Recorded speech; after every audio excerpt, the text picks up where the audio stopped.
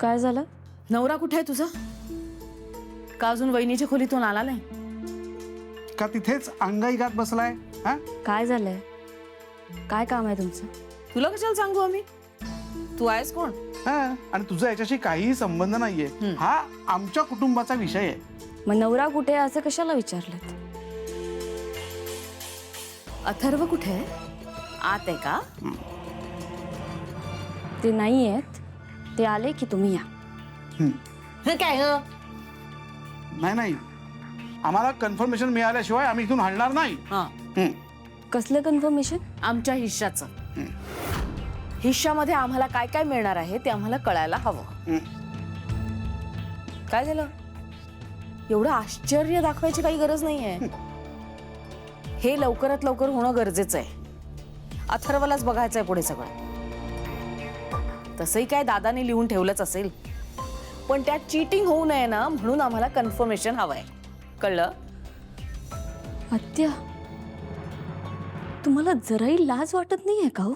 अहो, तुमचा भाऊ गेलाय आणि तुम्ही इथे हिस्सा मागायला आलात? पैशांसाठी माणूस सगळं विसरतो, मृत्यू सुद्धा. जाऊ दे, तुम्हाला सांगून ना काही उपयोगच नाहीये. पण परिस्थितीचा भान असू द्यात. जरा धीर धरा. हे बघा, वेदाच्या बाबांनी त्यांचे वडील गमावलेत. मी माझे सासरे आणि वेदाने तिचे आजोबा. त्यांच्या चितेचा अग्नी अजून विझलाही नाही आणि तुम्ही हिस्सा मागायला आला तिथे? हत्या जनाची नाही तर मनाची तरी. काय चाललंय?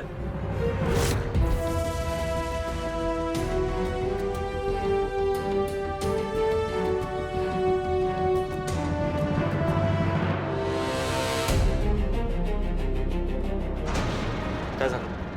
काही नाही, मी मीराला पुढचं सांगायला आले होते. पुढचं म्हणजे? म्हणजे आता पुढे 10 दिवस आपल्याला अखंड दिवा दाखवायला लागेल ना, पश्चिमेला ठेवायला लागेल.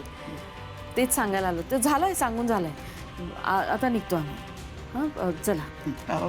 पश्चिम दिशा तिकडे येते ना. कळलंय तिला, मगाशी सांगितलं ना. हां. चल. चला.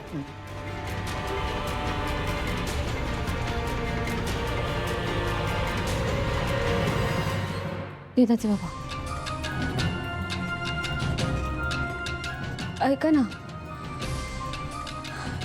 तुम्हाला उद्या सकाळी अस्थि आणायला जायचं. माहिती आहे मला, सांगायची गरज नाही.